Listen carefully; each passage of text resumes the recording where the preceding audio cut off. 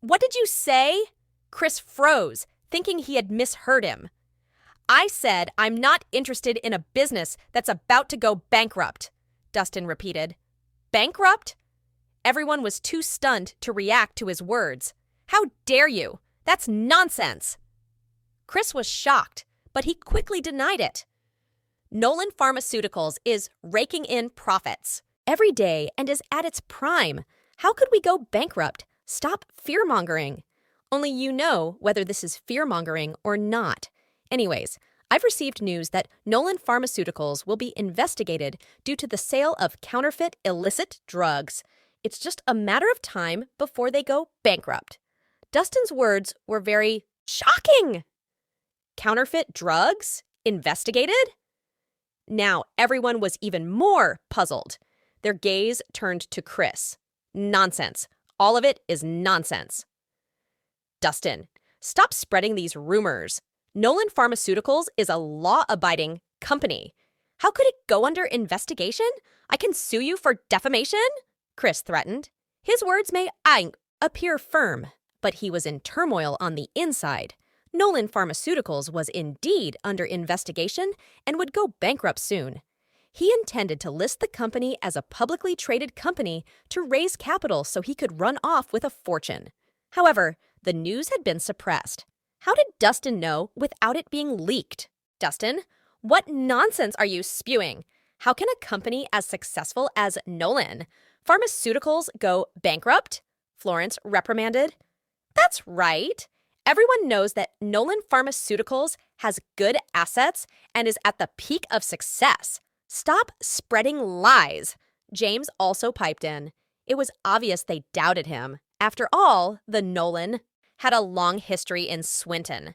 They also maintained a good reputation, so it did not seem possible to have issues. It's the truth.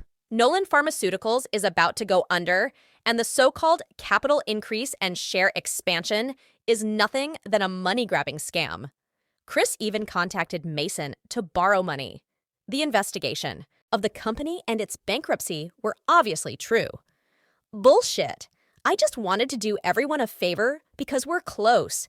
It's fine if you choose not to accept my offer, but how dare you slander me? What intentions do you have? Chris cried out. Mr. Rhys, it's fine if you're not able to help us, but why cause trouble when Chris just wants to help us? You're really devious. That's right. This fellow must be slandering Chris because he's jealous. Dustin, you're so despicable. Everyone started to chime in, one after another. Dustin was poor, while Chris had power and money. Between the two, they were more inclined to believe Chris.